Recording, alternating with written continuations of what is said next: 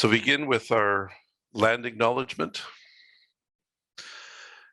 And again, as you join us from coast to coast to coast, I want you to think about the traditional lands you're currently situated on and join us in acknowledging and thanking the generations of Indigenous peoples who have cared for these lands and in celebrating their continued strength and spirit.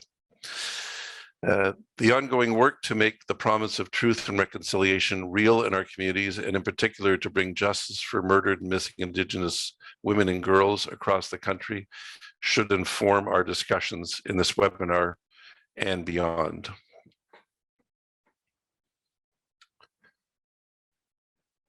As we begin this webinar, I will introduce the speakers in turn, but we will be obviously focusing on what we're learning about risk assessment in family violence cases and some of the challenges and dilemma. And you'll be hearing from some of the leading experts and hearing different perspectives on these important issues. There's a code of conduct in the chat, just as a reminder of our expectations and group participation in these webinars. And a reminder to use the Q&A box if you have questions, which we'll get to at the end of the webinar. And also there'll be an evaluation link at the chat box at the end.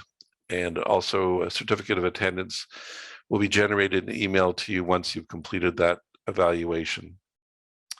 And again, this will be recorded, and you can, for those of you who have colleagues who couldn't make it today, there'll be a recording of this event, and you can find it online at our website. Before we begin, I wanted to just get a sense of who's in the audience today. So we'll start with a poll just asking for you to indicate where you currently reside. So again, if you can indicate which province or area or country that you're in. So it looks like we have a lot of representation, 70% from Ontario, and some representation from across the country. It's good to see.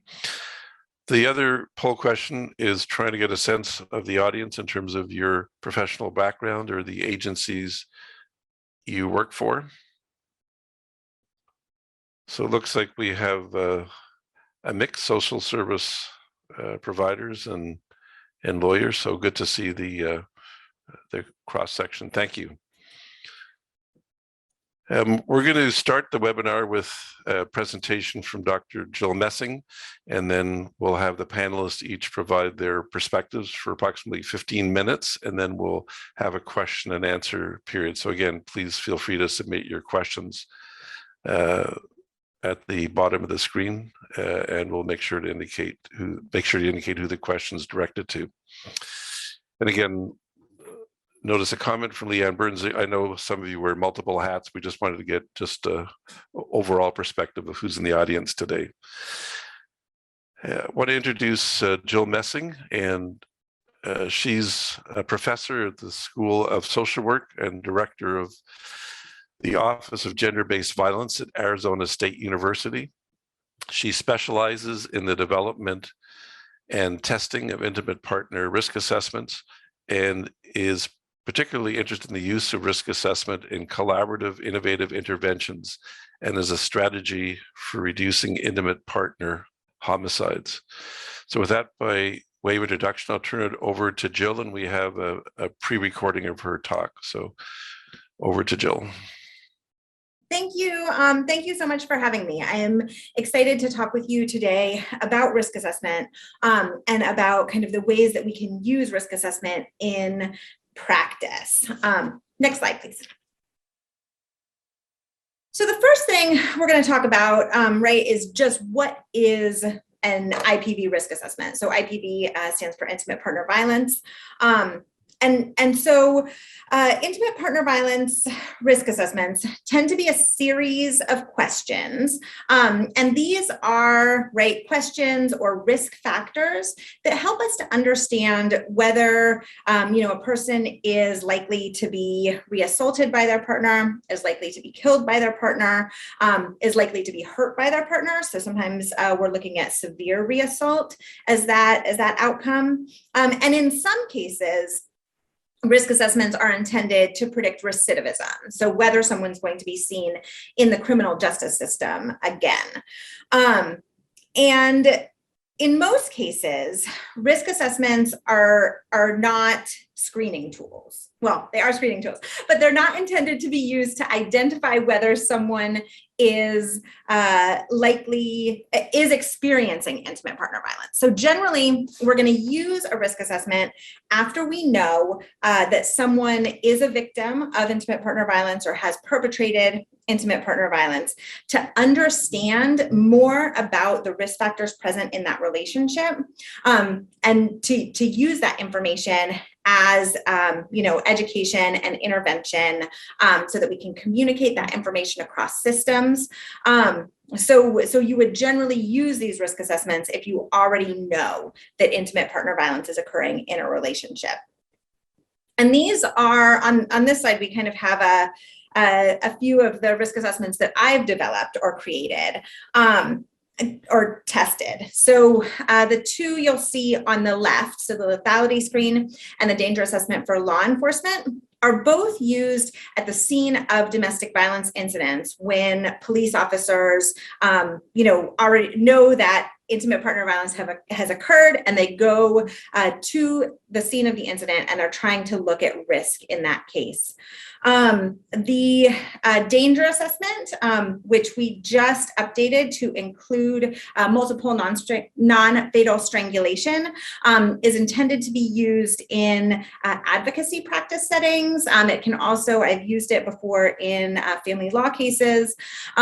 And that is a longer risk assessment. So it's a 20-item risk assessment intended to predict intimate partner homicide. And it is also intended as a collaborative effort between a survivor and a practitioner to identify risk and then to mitigate those risks. The DA5 is the last one that I have on here. It's a brief risk assessment, so just five items, and is intended to be used in emergency departments. So in kind of this fast-paced emergency department setting. But it can also be used in other fast-paced settings. The other thing I just want to point out, like as we're getting started, is that risk assessment is only as good as what you do with it, right? So this is both a benefit and a drawback. Risk assessment should not be considered the end of, right, your interaction with someone, but it should be considered the beginning, right? So what's important is what you do with this risk assessment information. Okay, now we'll go to the next slide. And so I'm not going to belabor this point because I think, you're here, you know something about intimate partner violence. But I think it's also important to understand why we think we can predict intimate partner homicide, repeat intimate partner violence. And that's because, right, and as you heard at the beginning, one of my main goals of my research is to prevent intimate partner homicide. And what we know from US data is that before an intimate partner homicide, there was often violence, right? And that violence was most often against the female partner, whether the female partner is murdered or the male partner is murdered in heterosexual relationships. All this data comes from heterosexual relationships. And in up to 45% of cases where there's an intimate partner homicide, the law enforcement had been out to that house before, had seen these folks. And so the reason that we think that we can predict this these future events is because there are markers that we see consistently in these cases of intimate partner homicide, right? And we can use these markers, or we can use these risk factors to try to understand what is likely to happen in a particular case. Next slide. So when we look at risk factors for intimate partner homicide, one of kind of the main studies that has been done around this to understand those risk factors was done by my mentor, Jackie Campbell.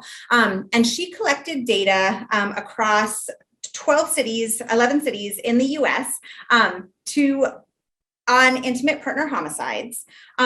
And what she did was she did a case control study. So she had collected information on intimate partner homicides from police departments. And then she interviewed what she called a proxy informant. So this is someone who knew a lot about that relationship prior to the homicide. And so she interviewed the proxy informants to try and understand, what are those things that are consistent in these cases? What are the things that stand out as markers that could help us understand who is likely to be killed and how we can mitigate those risks to prevent homicide? So those were the cases. It's a case control study. And the controls were people who had been abused by their partners. So these are survivors who had been abused, but who had not been killed by their partners.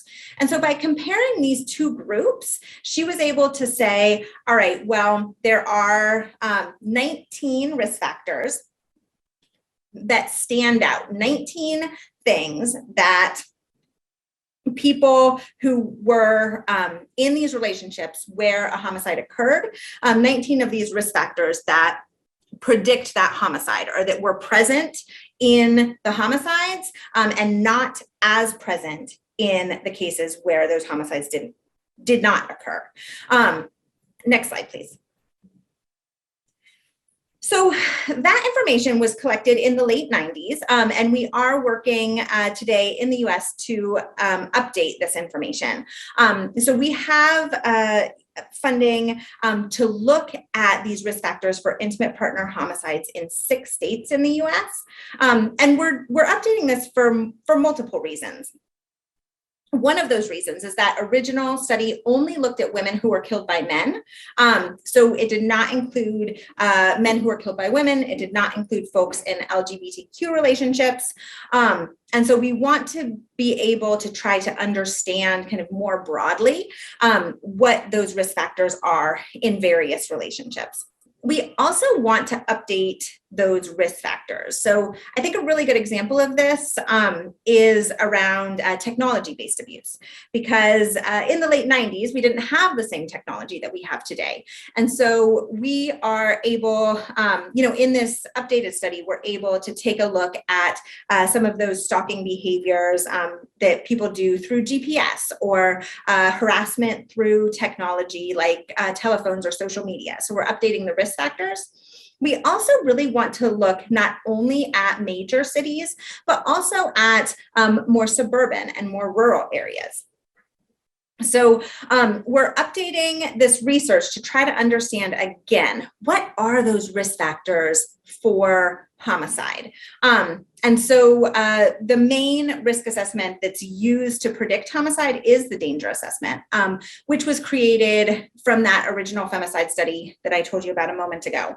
And so that is kind of that is the risk assessment that I work with most commonly. So I wanted to kind of give you a sense of how those risk factors were identified. Other risk assessments, next slide, please. So other risk assessments may look at recidivism. So I'm going to tell you a little bit about a study that I'm doing currently in Pima County, Arizona, Southern Arizona. So we're looking at the DA5. So the DA5 was created based on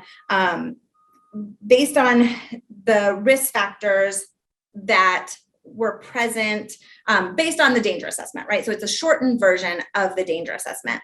And what we've done here is we've taken the DA5, added a couple of questions. And throughout Arizona, Neil Websdale and his team are implementing an intervention throughout Arizona where police officers at the scene of domestic violence incidents ask these risk assessment questions.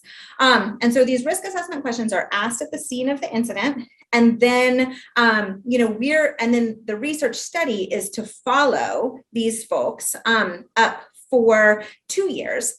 And we're gathering information about whether there's recidivism within the criminal justice system, right? So in this case, what we have is we have an initial incident, right? So we know that somebody has experienced intimate partner violence, and they have been asked these risk factors. And then we use that information to see if we can predict whether or not they'll recidivate within the criminal justice system over the next year, over the next 2 years. So we look at, right, that prediction.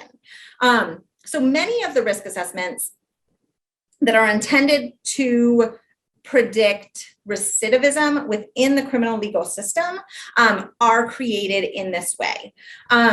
I do want, and I'll talk about this a little bit more later, but what I would like to do is kind of draw a distinction for you about this idea of what are we predicting when we think about risk assessments. Next slide, please. So here's a list of intimate partner violence risk assessments. I know this is a lot of information, and we'll talk through it a little bit. But you can see here in this area where it says risk assessed, right? Some of those are lethality, reassault, and other ones of those are recidivism. So when you're thinking about what risk assessment you want to use, or what risk assessment is important, or what risk assessment you would want to use in your practice, it's really important to think through what you want to predict. So do you want to know if someone is likely to kill their partner, if someone is likely to reassault their partner, if someone is likely to seriously reassault their partner? Or is what you want to know whether somebody is likely to be picked up again in the criminal justice system, right? Whether somebody is likely to recidivate. And I would say that those are two very different things. But when you're thinking about which risk assessment is right for you, I think it's really important to consider, in particular, what is the risk assessed? And then also these other factors. So what is the risk assessed? And we talked about that. What is the intended sector, right? So who is this risk assessment for? Is it intended to be used in social services? Is it intended to be used by law enforcement? Is it intended to be used with people in the military, right? Like the IPPI-RAT. So that's the next thing that I would think about. And it doesn't mean that you have to use the risk assessment that's intended for your sector, but it does help in terms of being sure that you're using the appropriate assessment. And then the other thing that's really important is about these information sources. So what information do you need in order to complete the assessment? In this case, right, in the case of the danger assessment, you would need to be able to ask the survivor about their risk factors, right? So you need access to the survivor. And you can see in some other risk assessments, so the ODARA is a really good example. It's used often in Canada. And the information from the ODARA comes from criminal justice case files. So if you have access to criminal justice case files, that may be a better choice than a risk assessment where you need to talk to the survivor. And in some cases you need, so for the SARA, for example, you need information from multiple sources. So those are the things that I would really think about in terms of which risk assessment is appropriate for you to use in your practice. And then also here we have the predictive validity, so a measure of predictive validity. This is the area under the curve. And what I'll tell you about this is that most intimate partner violence risk assessments do a pretty good job of predicting what they are supposed to predict. So predictive validity is how well does that risk assessment predict these future events? How accurate is it at predicting? For the area under the curve, a higher number is better. So you can, pay attention to that as you're identifying which risk assessment you would like to use. And now we're going to talk, so next slide, please. We're going to talk a little bit about that idea of predictive validity, right? So, and as I just said, predictive validity is how accurately an instrument predicts the outcome. So if we're using this example here, right, the net is our risk assessment. The red fish are the fish that are likely to have that outcome we're interested in. So they're likely to either recidivate or reassault their partner or kill their partner, right? So these are the red fish. And the blue fish are people who are fish who are not likely to do that. Or who are not going to do that, I'm sorry. And so what we want to do, right, in a risk assessment is to use our risk assessment to gather up all those red fish, right, and none of the blue fish. That would be in an ideal world. I can tell you that that never happens, right? We're always gonna have some error. Next slide, please. And so when I think about predictive validity and risk assessment, I often think about what type of error is okay with me, right? So am I okay gathering more of those blue fish into my net and so that I can be sure to get as many of those red fish as possible? This would be a risk assessment that has high sensitivity. And I'll talk to you a little bit later about the lethality assessment program. But as an example, if I am using a risk assessment to identify which survivors are placed or are offered the option of services, I would tend to the side of high sensitivity, right? Because survivors, whether or not they're going to be reassaulted or severely reassaulted, offering those services could be helpful for them. So another option, next slide, please, is choosing a risk assessment with high specificity. So when we choose a risk assessment with high specificity, it means that what we're prioritizing is being sure that only red fish are in our net, right? Again, these are never perfect. And in this case, we're okay leaving some of those red fish out. And this type of risk assessment, one with high specificity, would be appropriate in cases where, for example, we're holding offenders pre-trial. Because those offenders have not been convicted. And so we are, taking away their rights. So we would want to be really sure that any risk assessment we use in a situation like that was highly specific or had this higher specificity. And then next slide, please. Most risk assessments are going to aim to balance the sensitivity and specificity, right? So they're going to aim to be correct as much as possible. And they're also going to try to get as many of those red fish and as few of those blue fish inside. And so I think the other thing that I really want to be clear about here is that risk assessments are never going to be perfect, right? We cannot predict human behavior 100%, but what these risk assessments do is they allow us an opportunity to understand what may happen and to use that information to our best advantage. Next slide, please. So, and I do want to talk a bit about bias in risk assessment. So we've talked a lot about which of those risk assessments predict reassault and which predict recidivism. And so if we are looking to predict who are those people who may be seen in the criminal legal system again? We may be introducing or replicating those structural biases that are present within the system. So and you can see here, these are all US stats, but we can see here that in the US, there are 5 Black or African-American people who have been incarcerated for every 1 white person. So if we are using a risk assessment to identify recidivism, we are likely replicating those structural biases that are present within the system. And this is true too of those risk factors. So if one of our risk factors on the risk assessment has to do with someone's criminal history, so that somebody, for example, some items might be how often a person has been arrested in the past. Another item might be the age at first arrest. So all of those things, all of those criminal justice and criminal history items are likely to be present more often among people of color because of the structural biases within the system, right?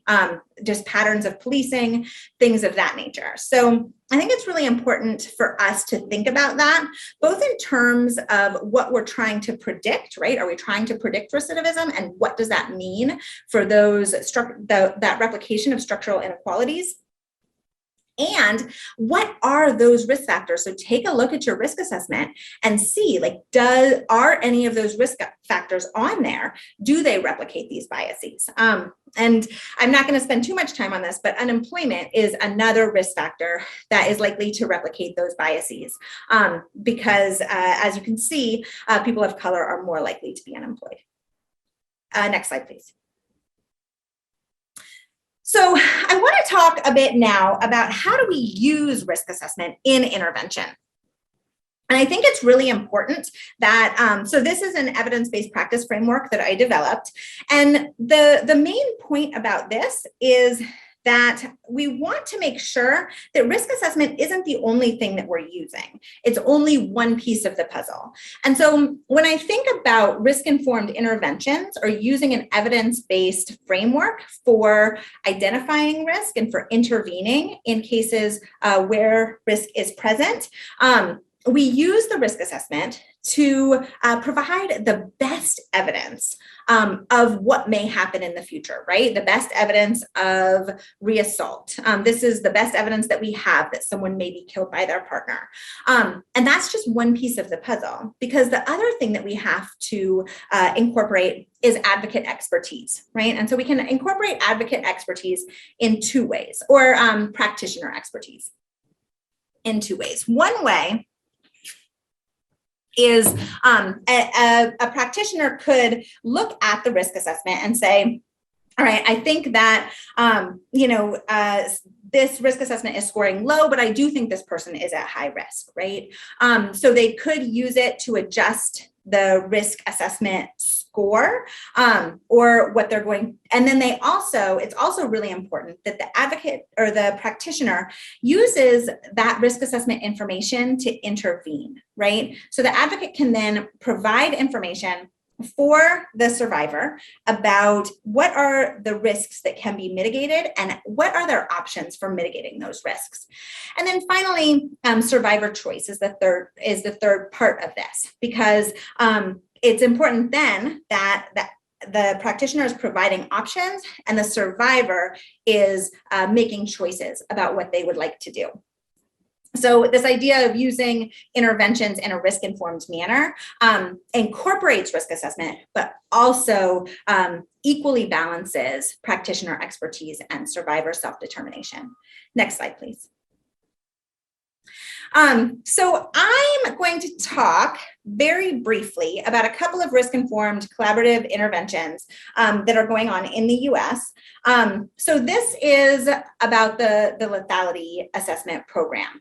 And I've talked a bit about this already. So when officers go out to the scene of a domestic violence incident, they use a risk assessment to identify who is at high risk. And When someone is at high risk, they then put that survivor in touch with a domestic violence agency. And just that conversation, so they have a conversation at the scene of the incident, and just that conversation is likely to increase the survivor's help-seeking behaviors and decrease their violent victimization in the future. Okay, next slide. This is My Plan. So My Plan is an app-based intervention. So you can take a look and download it from the Apple Store or the other one, Android, or the Android place. So you would look for My Plan app. And this takes the survivor through a intervention that incorporates risk assessment, incorporates a priority setting activities, so helps them to identify what their priorities are in their relationship, and then provides them with US-based resources. Okay, next slide. So what I really want to leave you with here is that risk assessments are good tools to use for intervention, right? They can tell us about who is at high risk, but they should also be used, right, to make connections with survivors. So these connections can be around, that practitioner expertise that we were talking about, but then also around talking to them about their risk, right? So we don't want to do risk assessments in a very formulaic way and then stick them in someone's file. We want to use those risk assessments to make connections with survivors, to help them understand the risk that they face, and then also to help them mitigate those risks. And how do we do that? We do that through communication, and we communicate both with the survivor to educate them about what those risk factors are. We can educate them also about what their options are for interventions. And then we also can use risk assessments as a form of communication between practitioners. So, and this can get a little bit complicated because if people are using different risk assessments, they may mean different things when they talk about risk. So it's really important when you're thinking about risk communication to be on the same page with the people that you're talking about, the other practitioners that you're talking to. So if you're all using the same risk assessment, then you have a shared language around risk. So for example, in the danger assessment, there's severe risk, there's variable risk, there's extreme risk. And so if I am talking to someone who also is familiar with the danger assessment, I can use those categories of risk. But if someone is not familiar, then I need to be able to tell them more information. What does this mean? What are those risk factors that are important? What are we trying to predict, right? So that communication is really important, and we can't just do a risk assessment and stick it in somebody's file and think like, okay, I'm done. Right? That risk assessment is the beginning of a process of intervention. And that is my point around action, right? So we have connection, we have communication, and then we have action. So what are we going to do about those risks? And I think it's really important to use that evidence-based practice framework, right? Risk assessment is not the only thing that we care about, but we do want to make sure that we are using it as part of, a comprehensive intervention where we are using risk assessment as the best evidence of future violence, and then incorporating that practitioner expertise and survivor self-determination. Next slide. That's it. Thank you.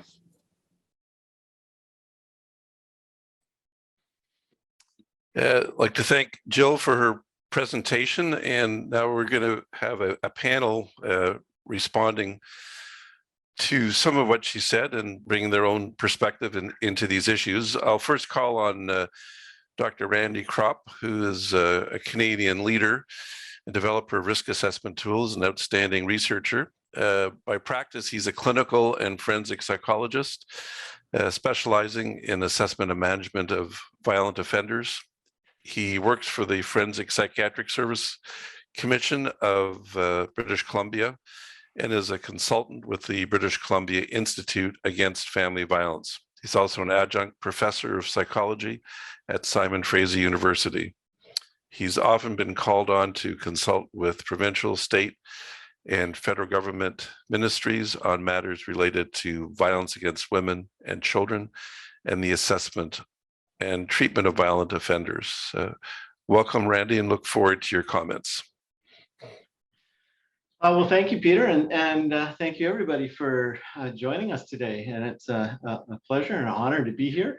Just quick warning, my office is right outside a busy street, which is a hospital corridor. So there could be ambulances driving by here and interrupting me. Don't worry, I'm okay, probably. So just in listening to Dr. Messing's presentation, that was just fantastic. And I really respect the work that she's doing. And of course, I just adore Jackie Campbell, who was, I think, Dr. Messing's mentor. So, everything she says is very, in my opinion, very useful to listen to. I just have a few comments just about some of what she discussed. And the first thing is just about, we talk a lot about this issue about prediction, and a lot of the studies focus on prediction, and Dr. Messing kind of went through that in a nice way.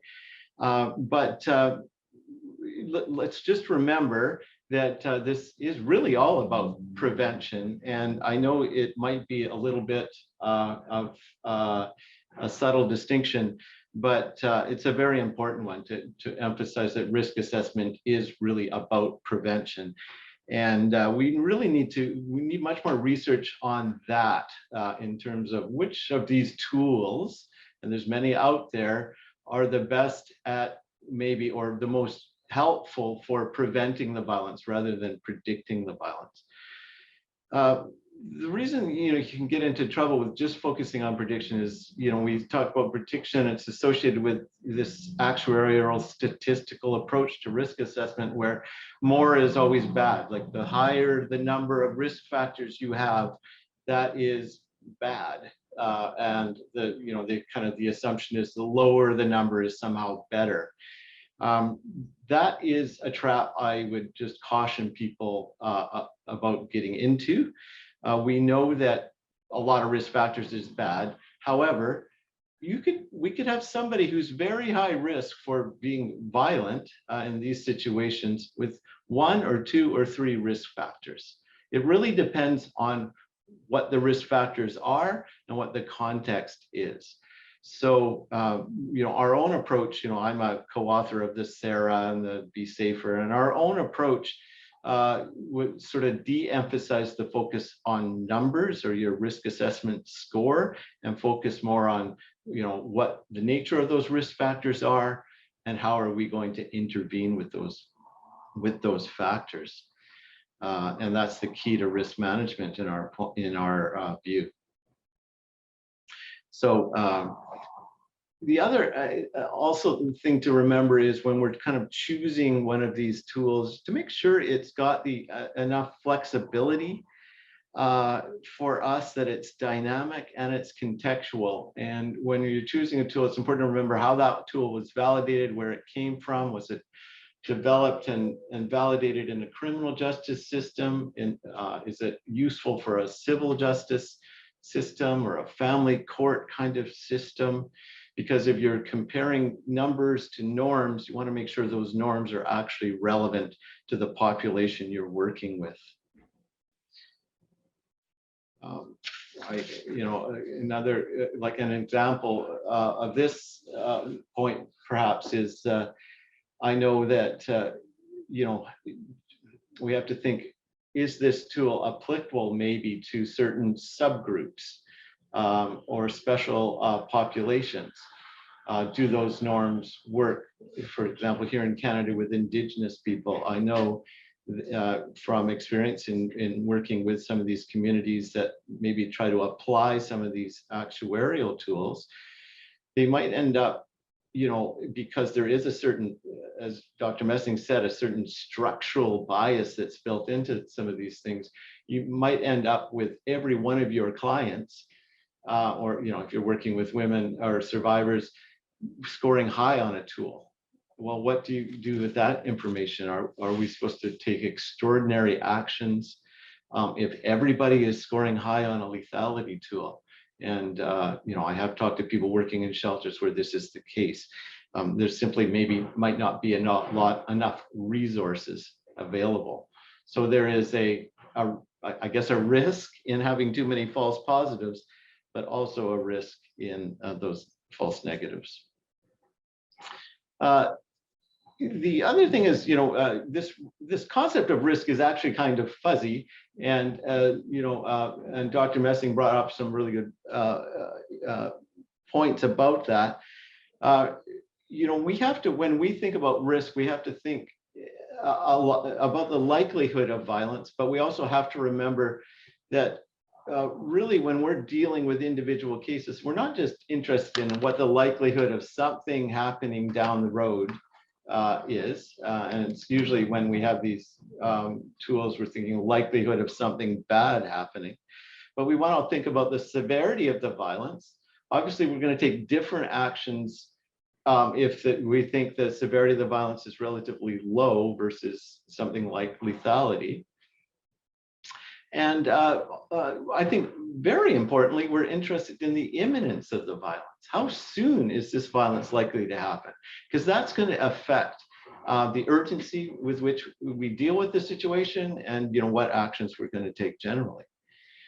And then, of course, who are the likely victims? So again, we have to be careful not to have too narrow a focus about our definition of violence and who we are talking about. We know in these contexts, and again, if I think about a family court context, we're not just concerned, obviously, about risk to victims or sort of the obvious victim or the primary victim. We're interested in risk to other family members, we're risk to children, and so forth. So all of these things really need to be considered when we're thinking about what we mean by risk.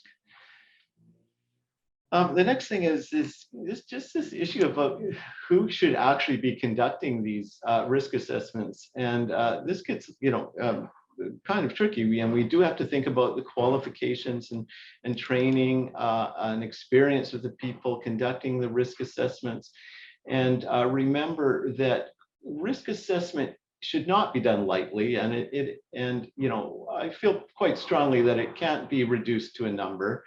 To a score, and we have to be quite careful about who's administering these assessments, how are they gathering that information, how sensitive are they to the sensitivity of the information, who's it being shared with, and so forth. Are we just focusing on perpetrators or victims, or maybe both? And it is true that our approach to risk assessment would suggest to get as much information as possible. There's always issues about reliability of the information that's going into these risk assessments. And I would say a risk assessment is only as good as the information that's going into it. We, of course, want to survivors involved in the risk assessment, but we also should really be getting as much information about the perpetrator or the alleged perpetrator, or the person we're concerned about as well, to do a proper assessment of the risks. So some of this, some of the, I guess, art of risk assessment is to think about how much discretion should go into risk assessments. Do you want to do this in a very structured way? Tick off some boxes. And I understand what Dr. Messing is saying. We don't just leave that form somewhere in a drawer. We do something with that information. But do we want something that's more dynamic and living, not just static in nature and sort of offering a futuristic prediction? Do we want something we can kind of work with and understand that risk is dynamic and it has to be revisited over and over and over again. If we're working with clients, we have to understand that risk will change over time. Somebody could be at risk for grave harm right now, but maybe not a month from now, and vice versa. So when we have, we have to think how much professional discretion enters into this. If you get a score on our risk assessment tool that doesn't make sense to you or doesn't feel right, how much can we, how much discretion can you have to override that number? Remembering again, somebody could be at high risk with a very small number of risk factors. I had a guy in here last week who, he had 3 risk factors, only 3 out of 20 on the risk assessment tool I was using. He would have a very low score, but he was suicidal. He was abusing methamphetamine, and he had just separated from his girlfriend. And I was and having thoughts about harming her. And I was very obviously concerned about that individual who would have a very kind of low score on a lot of other tools. So, again, just, and then just a thought about risk factors and choosing risk factors and making sure they are relevant and appropriate and not biased or discriminatory against the population we're working with. That's very important. You might find a risk tool developed in another jurisdiction or another country, or might not make sense with the population you're dealing with.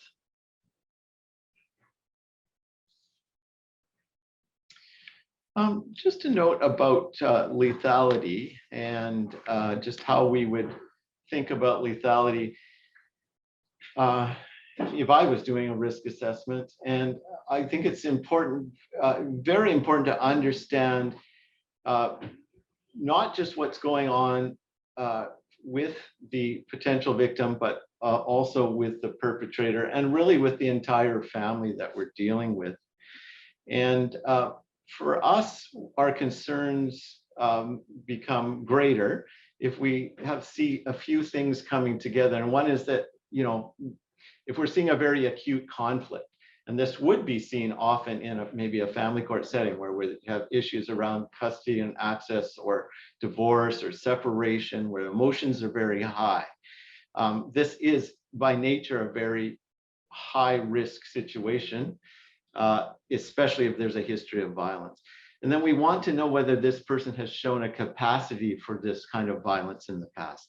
We want to know if the person we're concerned about is being disinhibited in some significant way, either by strong emotions or mental health problems, suicidal ideation, substance use or abuse. And then we need to know what access he has.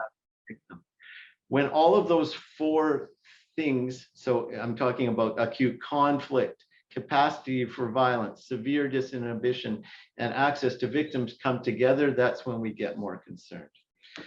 So when we go from evaluation then to action, how do we do that? So if we can kind of, we arrive at a bunch of risk factors. And we think, now what do we do with this information? How do we turn that into action? Now, obviously, I could say a lot about this, and I don't. I know I'm probably running out of time. I don't. What we want to know, and our belief is that we want to know as much as possible and do a bit of a formulation about a family. We want to know why this person is behaving this way. Why is this person presenting a risk? What is this perpetrator or potential perpetrator concerned about? And so we want to know what's driving that violence and what's complicating management in this case. And so we can think that if we can kind of think and develop a little theory about why the violence is going on, and we have some thoughts about how that would happen, then we would want to then start thinking about what scenarios of violence we're concerned about. how is this violence likely to unfold in the future? Different scenarios might be, can we imagine a repeat scenario where he engages in violence in the same way he's done it in the past? Are we concerned about an escalation scenario? Can we tell a story about how this violence escalates to more severe violence? Or can we see a twist scenario? And twist scenarios for us are very important because we think violence isn't actually that predictable. And violence can kind of change its form, it can change in its targets. It can change in terms of the severity of the violence. So can we see a twist where maybe the risk is not maybe to the obvious person or to the primary victim, but to secondary victims like the mother-in-law or a child or a new boyfriend? Is that where the violence is going to be directed? How often does it seem where, in these situations, the violence maybe isn't directed at the victim or the person that we're focusing on? Randy, can we wrap up and then we'll come back? Those are some good points for me to come back to during the question and answer period. And that's it. And the last point would just be, we would then take those scenarios and just turn those into management plans in a very specific way. But that's all I would want to say for now. Thanks. Okay. Thank you very much, Randy. And there's some great questions coming up, I see in the chat function and the Q&A function. So certainly turn back to you for more. Now I'd like to introduce Naja Mahmood, who's a London family lawyer who recently moved from her own family law practice into an exciting new project. In her practice, she had a focus on providing culturally competent, trauma-informed legal services to survivors of intimate partner violence. She's now a staff lawyer at Elgin Oxford Legal Clinic in St. Thomas, and her exciting new project comes from the federal government providing funding for 4-year pilot projects for 9 clinics across Ontario to develop interdisciplinary and innovative models of legal service delivery that better meet the needs of survivors of gender-based violence in both intimate partner violence and sexual violence. Naja is the project lead at the Elgin Oxford Legal Clinic and will be developing the project from the ground up, working in conjunction with a full-time social worker. So a very exciting project. We're great to have you here, Naja, and we'll look forward to your comments. Thank you so much. Good afternoon, everyone. It's an honor and a privilege to be on this panel with the other very esteemed speakers, Dr. Messing, Dr. Kropp, and Justice Wong. I want to first acknowledge my place as a settler on this land. As a first generation Canadian child of immigrants from South Asia, my family and I have benefited greatly in this country called Canada, which is built on stolen land, broken promises, and genocide. So as a family law lawyer, I'm in an extreme place of privilege. I'm very conscious that I'm part of a legal system that continues to perpetuate harm on Indigenous people who are disproportionately engaged in the legal system. Indigenous people make up 32% of the federal prison population, and Indigenous women make up half of the federal female prison population. That's despite the Indigenous population accounting for less than 5% of Canada's total population. Over 50% of the children apprehended by the child welfare system and placed in foster care are Indigenous. Indigenous women and girls are disproportionately at risk for sexual and intimate partner violence. Their stories are ignored and the crimes perpetrated against them too often go inadequately investigated and unpunished. And the survivors themselves are punished and stigmatized for being brave enough to come forward. I think it's safe to say that all of us who reside on Turtle Island can and should do better, whatever field or profession we're in. This is a reminder to myself, first and foremost, and I invite all of you to join me in renewing your intention to do so. So just to move into the topic at hand, I've been asked to approach the topic of risk assessment from the perspective of a family law lawyer who represents culturally diverse clientele. I'm also speaking from the perspective of someone whose practice was composed primarily of legal aid clients, meaning their income was low enough to meet the income cutoff to qualify for a legal aid certificate. So given the time constraints, I'm just going to briefly touch on 3 potential areas of concern around the use of risk assessments.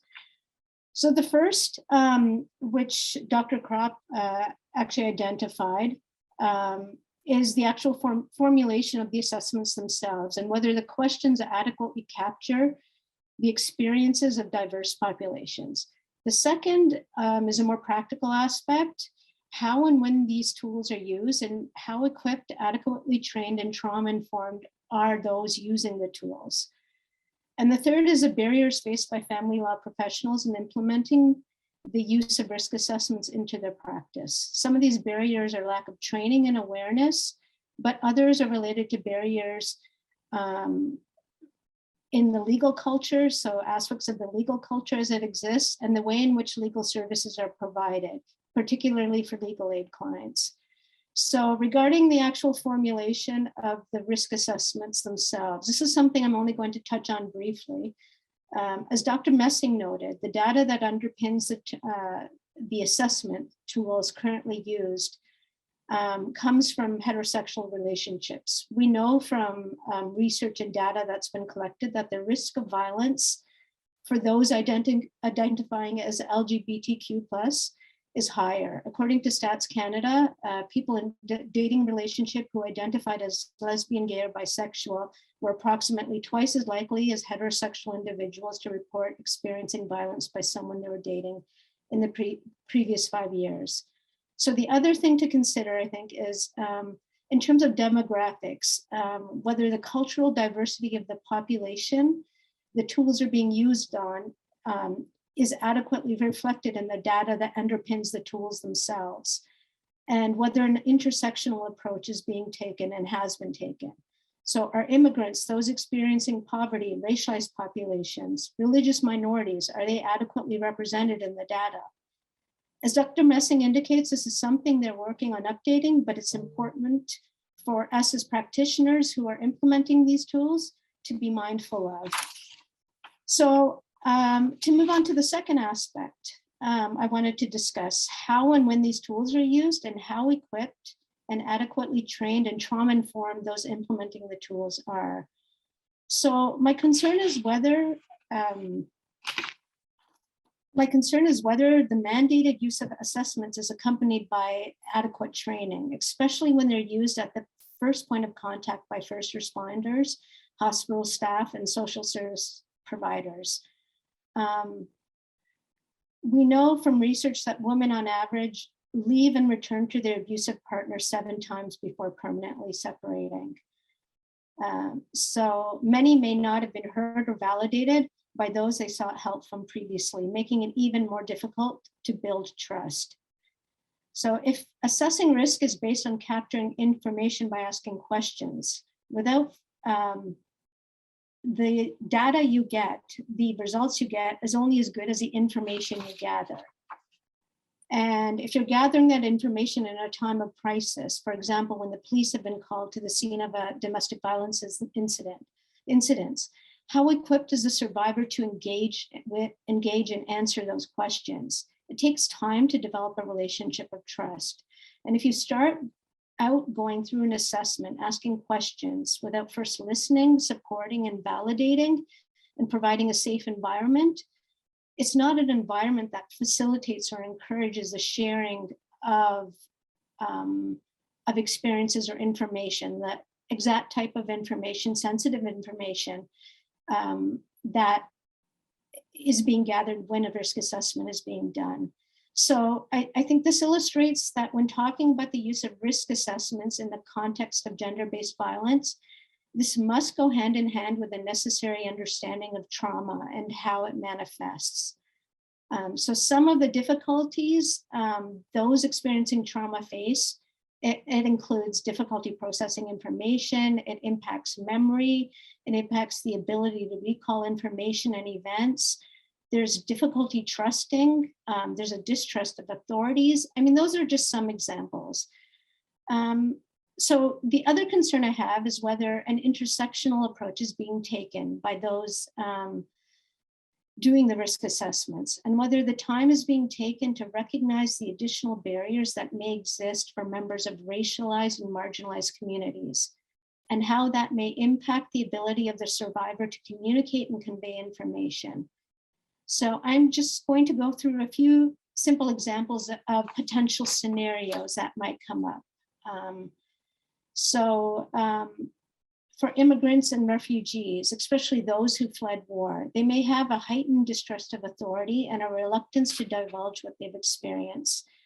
They may fear that child protection authorities will be called and their children will be taken away because they're deemed emotionally unstable or unfit parents if they divulge incidents of abuse. Often the abuser will have told the survivor that this will happen. This may have been told to them by family and friends or other community members. There may be language barriers. Someone may appear to be fluent in English and be able to communicate in English. But when experiencing trauma, especially if an assault has just occurred, the ability to process and communicate in a second language may be compromised. So is that individual, is the survivor being asked if they would like an interpreter? Are there interpreters available if they want one? Further, another consideration, because of racism and Islamophobia, there will likely and often be a reluctance to divulge information, often with good reason, actually. There's a fear that revealing the abuse suffered will play into racist tropes about certain cultures and religions being misogynistic, and that airing the community's dirty laundry will make it a further target. Some cultures are more communal, and families may live in intergenerational households. Often the in-laws are participant or at least condoning the abuse, and they may very well be the driving force behind it. So, for example, even if a partner is charged and there's conditions of release that prevent contact with the survivor, and the accused is no longer in the home, is the survivor actually safe in that situation? Is the risk assessment adequately capturing that threat? Is a person conducting the risk assessment adequately attuned to the dynamics, but in a way that's not laden with personal bias? So lastly, I wanted to touch on the barriers faced by family law professionals in implementing the use of risk assessments into their practices. So the failure of legal professionals to identify abuse when it has occurred in the context of a relationship, and to adequately screen for that risk and to represent that risk to court when drafting court documents can have dire and sometimes lethal consequences. The other part of it is adequate training for judges to ensure they're abuse and trauma informed, but that would probably be a whole nother session. So I'm going to speak fairly frankly from what I've witnessed and what I've experienced. I have to say too many of my colleagues don't screen for family violence or do risk assessments. Even when they're inclined to ask, they don't know what questions to ask, they don't know what tools to use. And when information indicating intimate partner violence is divulged, they don't know how to gently inquire further. Not only that, but too often, survivors who are clients of lawyers and the family law lawyers are told not to raise the incidence of intimate partner violence in court. That if there are no police reports, no pictures, that means there's no proof, and it's he said, she said, and it's labeled high conflict situation. Hands are thrown up in the air, and it's just a matter of we don't really know who to believe, and it's kind of left at that. Too often survivors are what lawyers call difficult clients that lawyers don't want to take on, or they're very eager to get rid of. So these are the clients who may not answer calls or emails, may seem evasive, are unable to provide their story or information in the form of written notes, which makes a lawyer's job easier. They may be reactive or angry, or they may be perceived as overly emotional and require what's pejoratively often referred to as hand-holding. But what's not recognized, again, is that those are symptoms of trauma. And what's needed is first to build a relationship of trust, which needs to be earned by listening and validating the client's experience and addressing their concerns. But unfortunately, the model under which legal services are provided is not conducive to any of this. For legal aid clients especially, once they qualify for legal aid funded services, they must find a lawyer that accepts legal aid certificates, and there's fewer and fewer of us. So legal aid pays the lawyer directly at a fraction of the rate that they would charge a paying client and limits the number of hours you can spend on a file.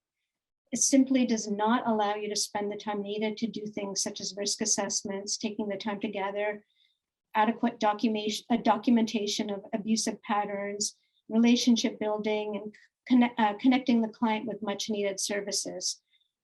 So taking a client-centered, trauma-informed approach. So for myself, I normally would probably write off, I'd say half of the times I spent with my clients who are DV survivors, as what was needed to adequately represent them far exceeded what legal aid would cover.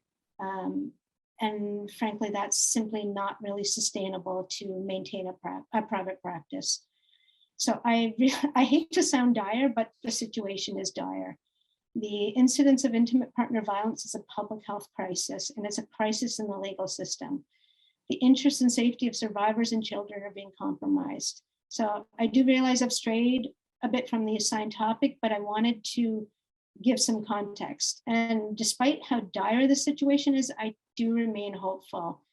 So in the context of my new position at the Elgin Oxford Legal Clinic, as Dr. Jaffe indicated, I'm staff lawyer assisting survivors of gender-based violence, and I'm excited to be working on a project to provide legal services and support using an interdisciplinary model and working as a team with a full-time social worker.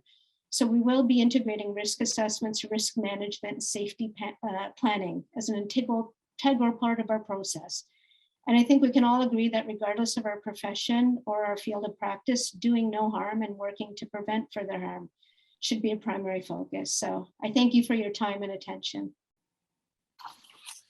Thank you very much, Nadja, and I appreciate both raising the cautions that you raised, but also remaining hopeful, certainly with your new project, and obviously the need for all of us to work harder. I'd like to introduce Justice Jerry Wong at this point. Justice Wong, we're very honored to have you here. Many judges avoid appearing publicly, so I appreciate your willingness to jump into some very difficult topics. You bring lots of experience today into your work. You were called to the bar 38 years ago, and you've been appointed as a judge with the Ontario Court of Justice since 2015. Prior to coming to the bench, I always knew a lot about you and heard about you and worked with you, both with your own law firm as a sole practitioner focusing on child protection matters, as well as family law more broadly and mediation in the Windsor area. You've always been committed to legal education. I know you've worked actively at the University of Law, Faculty of Law at the University of Windsor. I know you work as a member of the Bench and Bar Committee for the Ontario Court of Justice, and I know you've been recognized many times for your outstanding work, including getting the Charles J. Clark Award from the Essex Law Association in 2013 in recognition of your professional integrity and outstanding community service. So with that, by way of introduction, look forward to your comments on some of the challenges in risk assessment. Thank you very much. And like the people before me, my colleagues before me, it's a wonderful opportunity. And thank you very much, Peter, for finding me and giving me this opportunity. It's difficult to look at it from a judge's point of view because the judge is in the courtroom really for the purposes of what we're talking about today and has no ability to conduct his or her own risk assessment take a look at the various tools that are available in the risk assessment toolbox. But obviously, or at least for me, my takeaway is that there's the potential that I will see a report, a different kind of assessment, most often a parenting capacity assessment. We used to call them custody and access assessments. Of course, we've gotten rid of that language. And now we talk about parenting and decision making, but the kinds of information that has been talked about already really would come before the court, come before the judge as one of the tools the assessor used. So to some extent, the takeaway for me is understanding what Dr. Messing has said and Dr. Krupp has said is there are various tools for various purposes. And ultimately, if I see a report and it says assessment X, I need to know what assessment X is. And is it relevant? Is it helpful? Was it the right assessment tool to utilize? But, you know, the reality is that whether or not I have access to the risk assessment toolbox, I deal with violence every day. I'm a two-hatter in Chatham, Ontario Court of Justice. What that means currently, part of it is driven by the pandemic, but currently that means about 75 to 80% criminal, which includes youth matters. And the remaining 25% is family, which includes civil, so not child protection, but also child protection. And so it's every day, you know, a normal 5-day week, I am dealing with violence somewhere, somehow it's coming to my attention, to my courtroom. And it's complicated. We know that. It's complicated for all of the reasons that Naja has listed. I'm not even going to begin to try to duplicate that. She's pointed out the realities, I think, in a very structured way of how we could go wrong. Culture, gender, fact specific, over thinking something, liking one litigant versus not liking another litigant. She's listed them all in a very incredibly helpful way, I think, and warns us of the pitfalls. But I still have to deal with it. And knowing all of those things, the accused person comes before me and wants to plead guilty. He becomes an offender after I've convicted him. We have a complainant whose name changes and she becomes the victim after the conviction. So you see the complexities already as it's the same two people, but they change in terms of their label. And that means something in law, but it also means something in practical terms.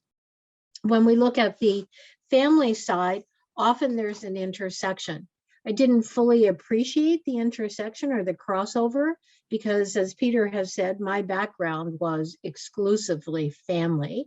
I did a couple of criminal cases, now that he's done the math for me, 36 years ago. And so my background was family, whether it was mediation, child protection, representing children through the children's lawyer program or the official guardian program. That was my bread and butter. And when I got appointed, I started to see that the clients who were in front of me in the criminal court, the accused, was often that child protection child that grew up. And I saw that in the pre-sentence reports that talked about, you know, parents separated, raised by one parent, single mom, drug issues, abusive boyfriend issues, mental health issues, alcohol problems, and on and on and on. So I started to see very much that the client base that I had dealt with for those 30 odd years, I guess 30 years, were very much the same that I was now dealing with in criminal court. And that gave me an ability to look at people and think about things differently. It helps me when I do the sentencing, when I get to the part. And rarely, it's a rare case that I don't find a way to be optimistic to the offender that I'm sentencing at that point, to look for something, to highlight something.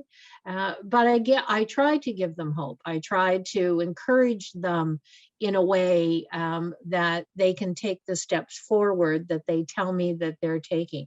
Sometimes I know I'm being snowed, I'm being conned. It's quite clear. I recently had an offender who I sentenced. It wasn't a joint position, but one of the submissions made by his female lawyer was to tell me that in all of her dealings with him, he had been incredibly polite and well-mannered and attentive, and she had never felt afraid. And I really queried what I was to make of that submission. Was it a, for the lawyers in the group, an obiter comment, just by the way, this is something I'm just telling you in passing? Was it supposed to mean something to me?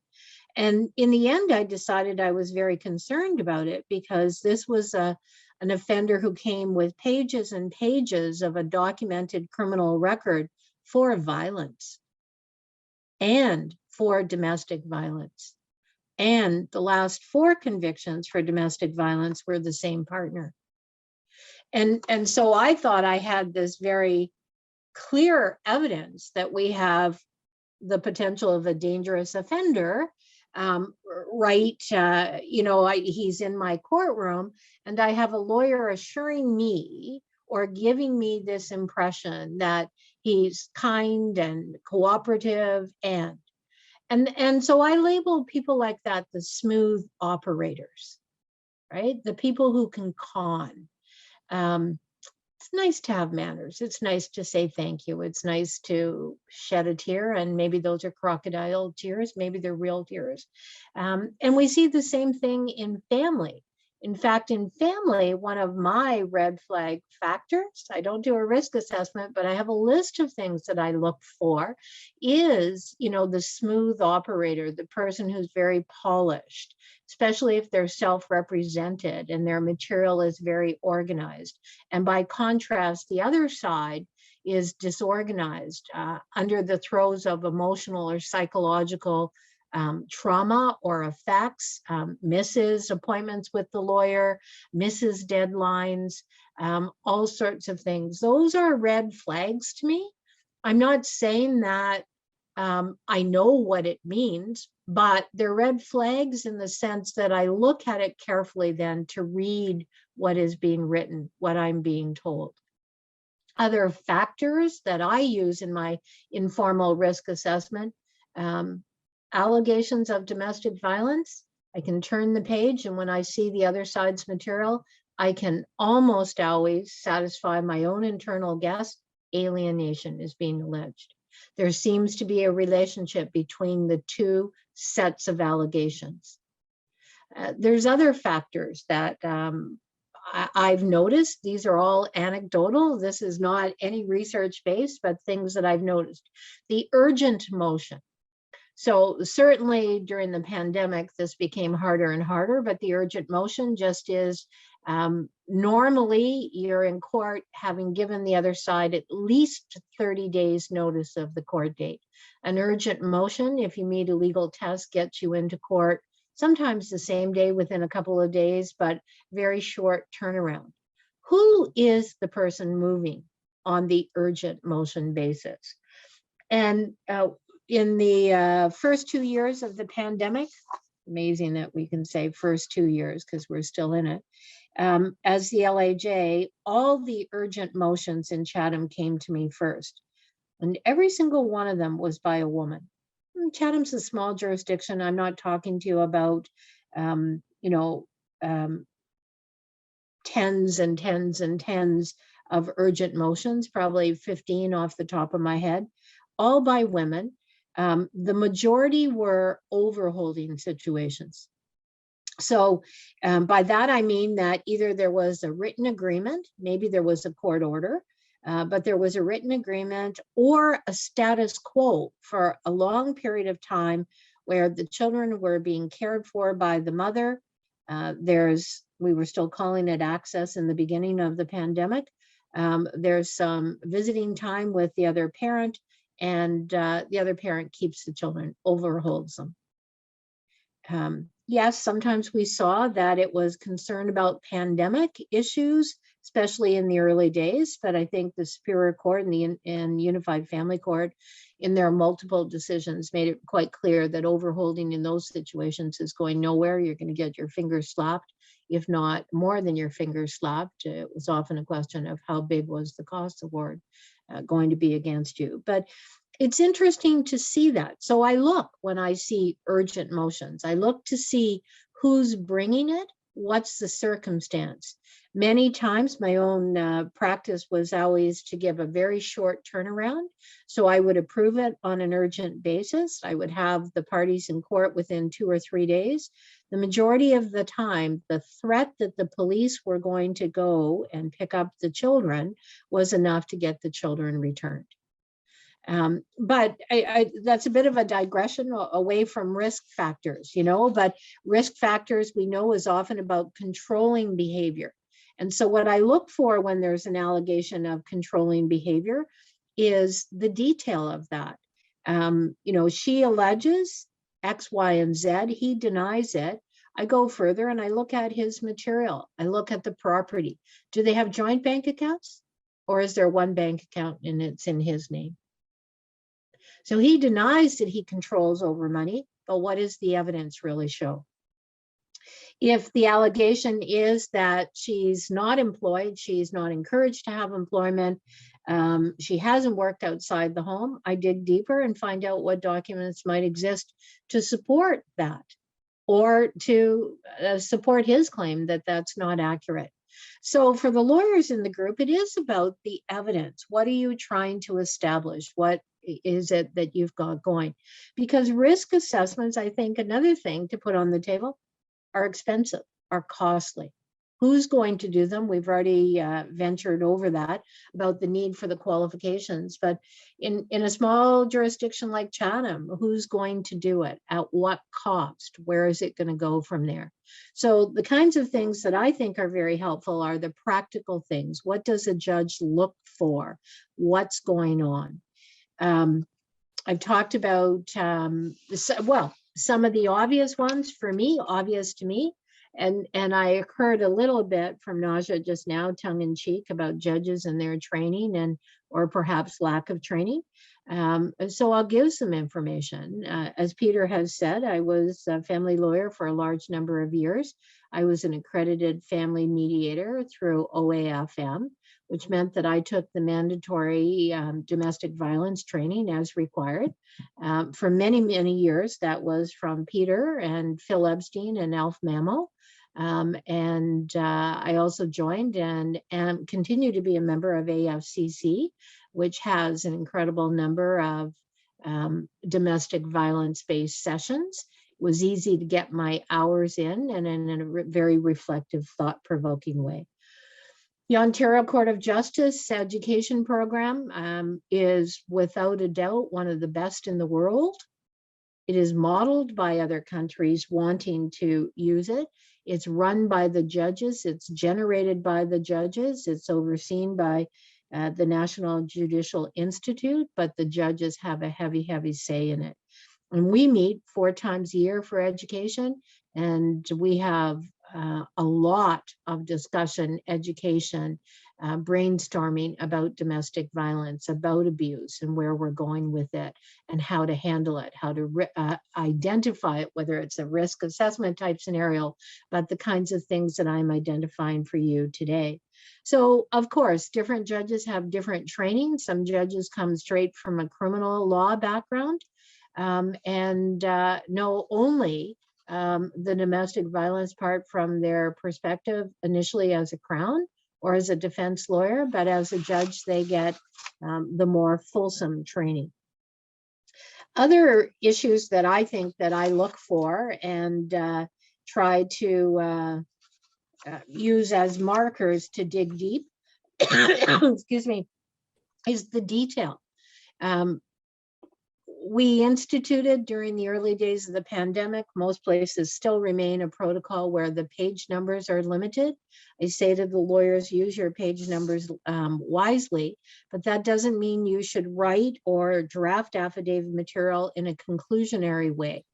So it's very difficult when a client swears an affidavit saying, I lived in an abusive household. Far more helpful to me to hear the detail. And again, Naja says that there's people out there who give advice to say, don't be truthful, don't be honest, don't talk about what you had to go through in your relationship throughout your marriage, because nobody's going to believe you.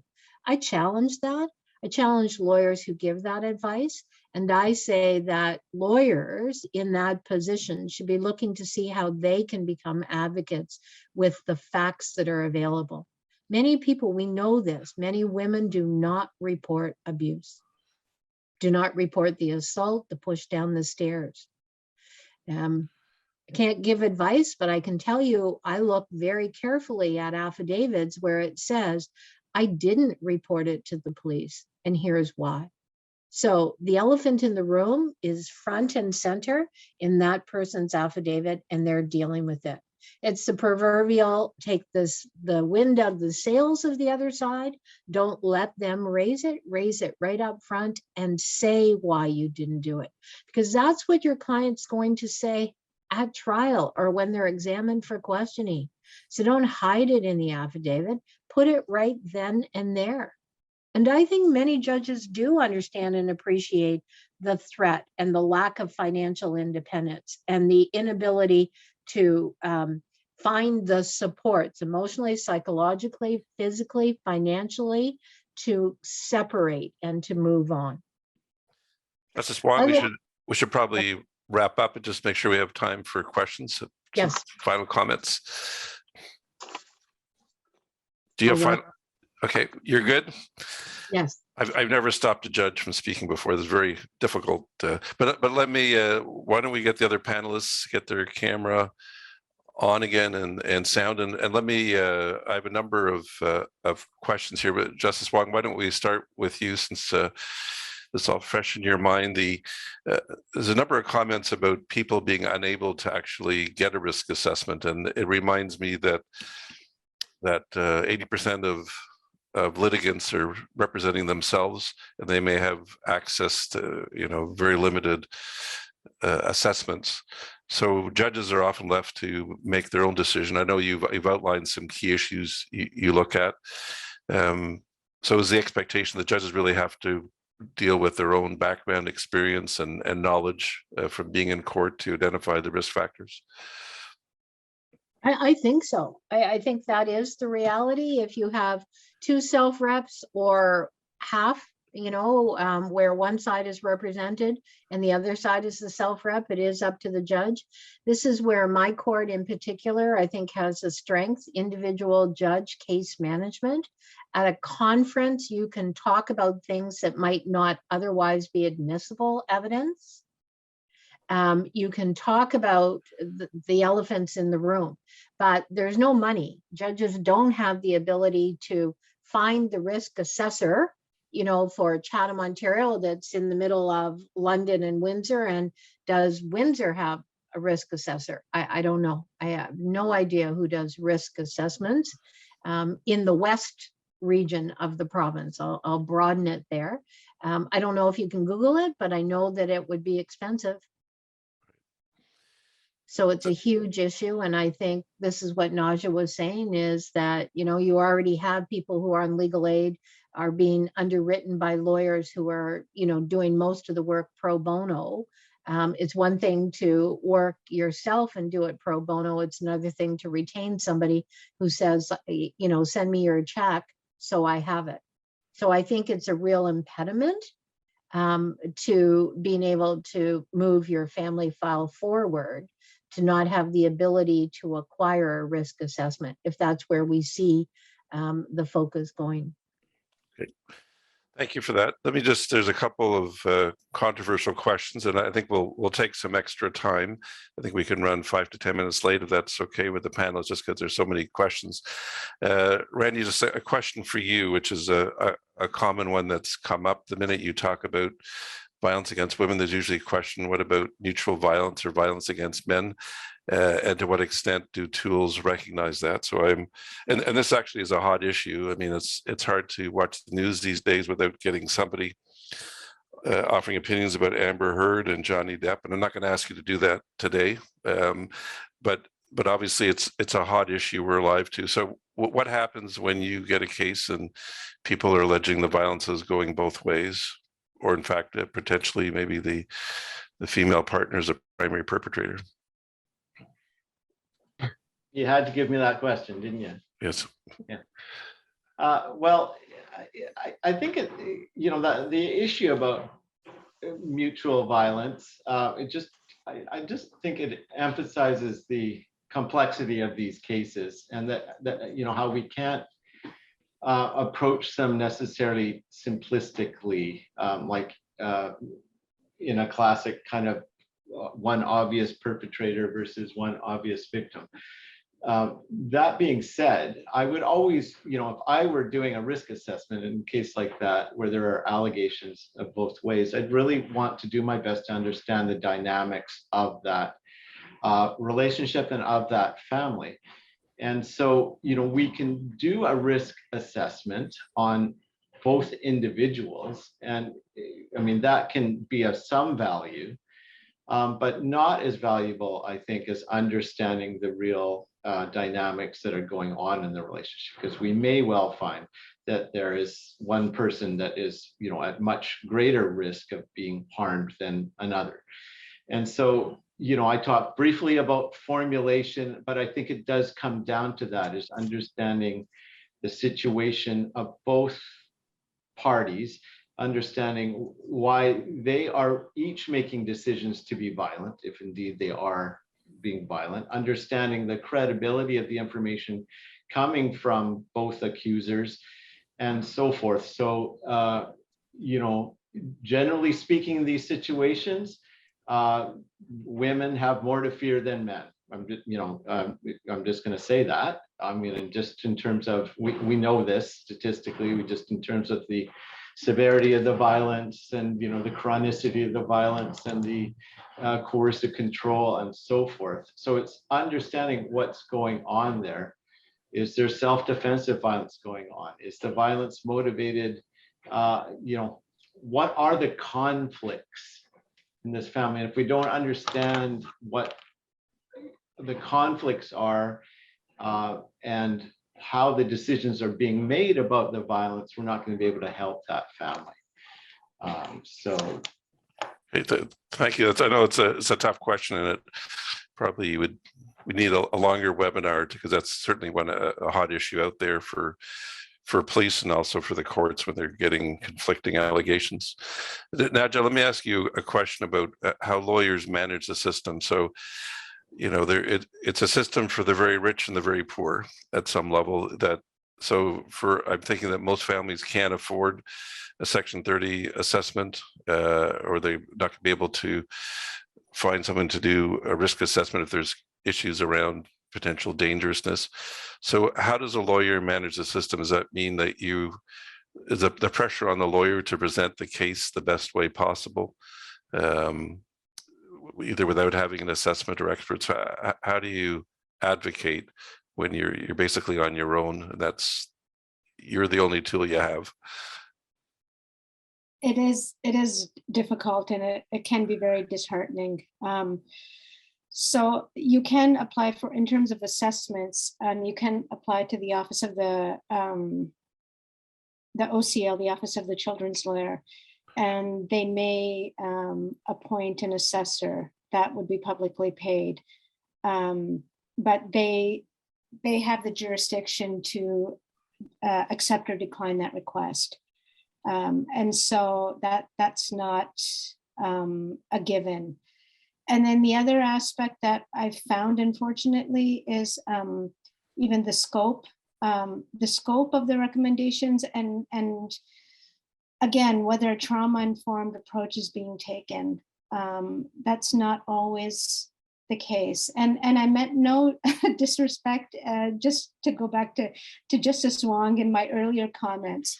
Of course, there are trauma-informed lawyers, and I don't mean to disparage my colleagues either in my comments, but I think unless we talk about these things, they're not going to be addressed. And these are things I hear and I see all too often, unfortunately. So it does limit us, because obviously there's a legal aid clients. Any experts, you need legal aid authorization, which is not always forthcoming. And then with private clients, obviously you're limited by what they can afford to pay. So they're caught between a rock and a hard place. It's a very, very difficult situation. I don't know how else to answer it. Yeah. Well, Um, I appreciate your answer. And I think there's a comment in the chat about the Department of Justice have a toolkit, help toolkit. So certainly there's more information getting out to lawyers, but it's just because it's there doesn't mean anybody reads it. So it's important to have a good uptake and certainly test it. And so certainly I think I appreciated your comment on chat. Rand, just one final question that might ask Justice Wong as well. There's a question about in Ontario, we have custody evaluations. They're called Section 30 assessments. And often they involve psychological testing, but there's no specific, nobody may do a be safe or danger assessment. Do you have any comments generally about psychological testing helping you know whether somebody's dangerous or not? Is that a fair question? If someone just uses the MMPI or a standard psychological test, is that enough to predict dangerousness, or do you need a specific tool?